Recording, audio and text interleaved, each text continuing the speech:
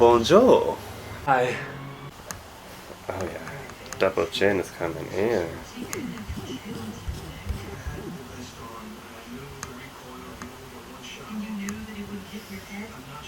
It's Michael Karmatarzan here with episode 3 of Makeup and Mythology, and today we're going to be talking about Lord Indra and his curse. Why is it that every time I decide to do these videos, the family just decides to watch the loudest TV series they could find on the cable? So we start off with Lord Brahma, the creator of life. Being the creator of life, he can do literally whatever he wants, right? So Brahma had a daughter. He names her Ahelia. Now, Ahelia was said to be the most breathtaking, beautiful woman in all the land. Oh my god, the creator of life made like a beautiful woman? What? And you know, like most royalty or celebrities or, you know, other types of gods, they dislike having the responsibility of birthing the child, but they don't really want to parent them, right? So when Ahelia was a baby, Brahma sent her off to be raised by this very wise man named Gautama. So Brahma requested that Gautama raise Ahelia until she was, you know, ready to come back to him as an adult. And Gautama gladly did. She was like 16 at the time. Now remember, this is like way before Romeo and Juliet time. And even in Romeo and Juliet time, the average lifespan was like around 40 or 50 years old, if you were lucky. So 16 years old was about, you know, halfway through life, so she was already developed. So Gautama brings Ahelia back to Brahma, and Brahma says, okay, now it's time for me to find her a husband, because I still don't want her over here. So Brahma creates somewhat of a challenge, and he gathers up, you know, all the men who are willing or wanting to be the husband of his daughter Ahelia, and says, look, gentlemen, whoever can go around the world and make it back first gets to have my daughter. So everybody scattered like flies in hopes of making it around the world before the next guy did, because they wanted this beautiful woman. She was absolutely stunning. Although he raised Ahelia and was kind of like a father figure, they technically had no relationship, like as far as bloodline goes. So Gautama ended up falling in love with her too, because he saw her sprouting into this beautiful woman. And he was like, I too am lonely, so might as well chance it and see if I can get me some Ahelia Punaner. So all the men left except for Gautama. So when this race began, there was a cow that was nearby that was giving birth, right? And Gautama looked at the cow and he saw the cow give birth to a little calf from beginning to end. So he thought to himself, like, wow, no matter where you travel in the world, birth is going to be there, whether it's birth of, you know, 2 flies, 2 cows in India, 2 bison in the Americas, 2 ox in Africa, or elephants and stuff like that. And no matter where you go, you're going to be seeing what I just witnessed. This cow represents the earth, so let me just walk around this cow. After walking around this cow, he went to Lord Brahma and he explained himself about why he just chose to walk around the cow and not around the entire earth like everybody else was. Not Gautama. Gautama said, nope, there's a loophole, there's a reason why we don't have to go all the way around the earth, and I'm not about to do that because that's going to take us forever. So he took this information over to Lord Brahma, and Brahma was like, wow, you really are the most intelligent man alive. So Brahma let Gautama marry his daughter Ahelia. And Ahelia and Gautama were married for quite a long time until the marriage got a little rocky.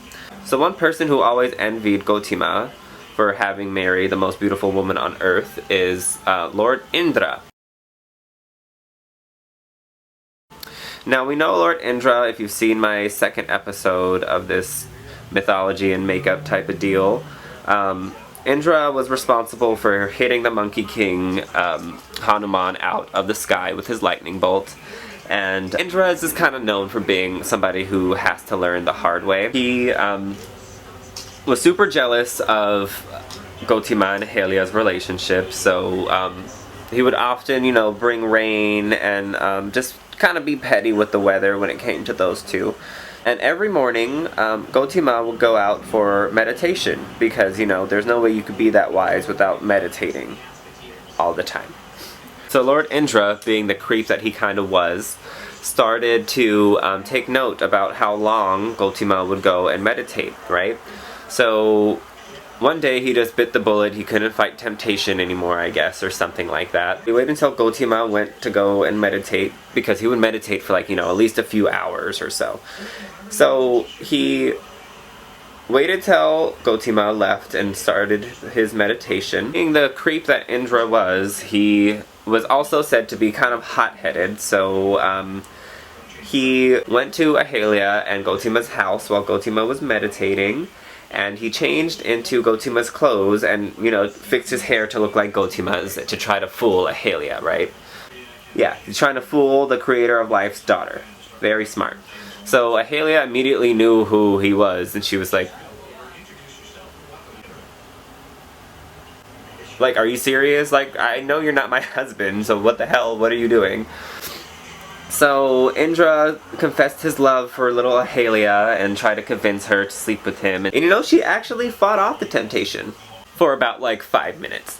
So, they ended up having this affair off and on, right? I'm assuming they started just getting a little bit too comfortable after a while. So one day while they were doing the nasty, I'm not sure if they fell asleep and didn't look at the time, or if Gotima decided to come back early that day, but they saw Gotima coming down the hill, and Indra was still half-dressed and, in Gotima's clothes. So an R. Kelly trapped in the closet moment, both Ahalia and Indra were scrambling around thinking what the hell to do.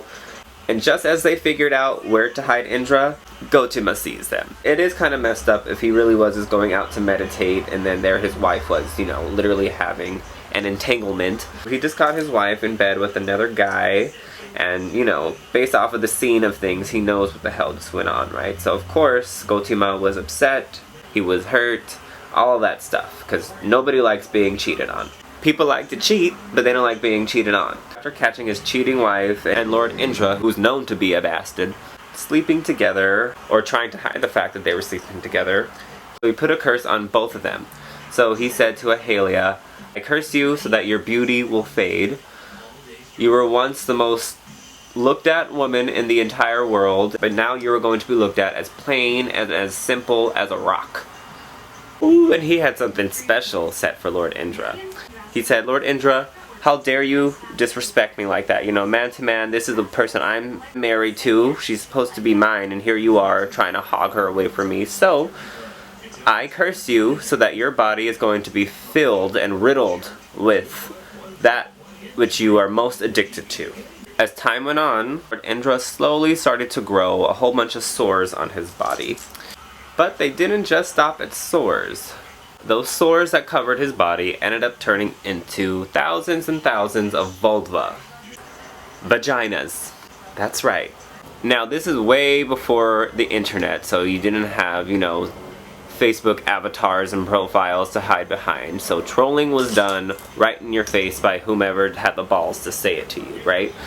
So a very long time passes, and people are just ruthless when it comes to just poking fun at people. So Lord Indra ended up becoming the laughingstock of all of the gods. The laughingstock amongst everybody. The gods, the citizens. Every time you mention Indra's name, it's just, they would have some sort of pussy joke. He was just getting harassed left and right. So much so that he ended up being shunned and just fled into, isolation. But after a few years, Gotima started having a bit of remorse, because he started thinking Indra is a god, but he's also, a god of many mistakes. This isn't the first time we've heard about Indra being scandalous. And Indra used to also constantly beg him to reverse this curse, right? Gotima said, "Look, you've had the vaginas on you for so long, there's no way I can reverse it at this point. The damage has already been done, but I also miss, waking up to my beautiful wife." So he said to Indra, "I cannot reverse this curse. I can, however, modify it for you. So in that moment, Gotima reversed the curse on Indra, and the 1,000 vaginas that covered his body turned into 1,000 eyeballs. And so he went to his plain Jane, rock-looking girlfriend and reversed her curse, and she regained her beauty, so she was back to being, you know, Gorgina Ahalia. How do you like that? Her curse was completely reversed, but Indra's was modified. So the next time you see a painting or a statue of the Indian god with multiple eyes, you can know that that is Lord Indra, and that all of his eyeballs, except for the 2 on his head where the eyeballs are supposed to be, were once vagina! So let that be a lesson on why you should never cheat, and that is one of the reasons why Lord Indra isn't worshipped as often or as much as all the other gods. To add insult to injury, that wasn't the first time Indra had been cursed. It might have been the worst, but it wasn't the first. That's for damn show. That is a gay guy's nightmare to be covered in a whole bunch of badges. So the next time you see Lord Indra, just know that all those eyeballs were once vagina! And make sure you say hello.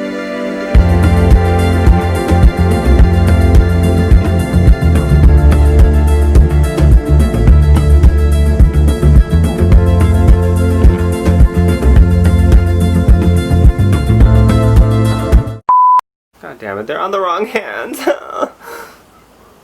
There it goes. Okay,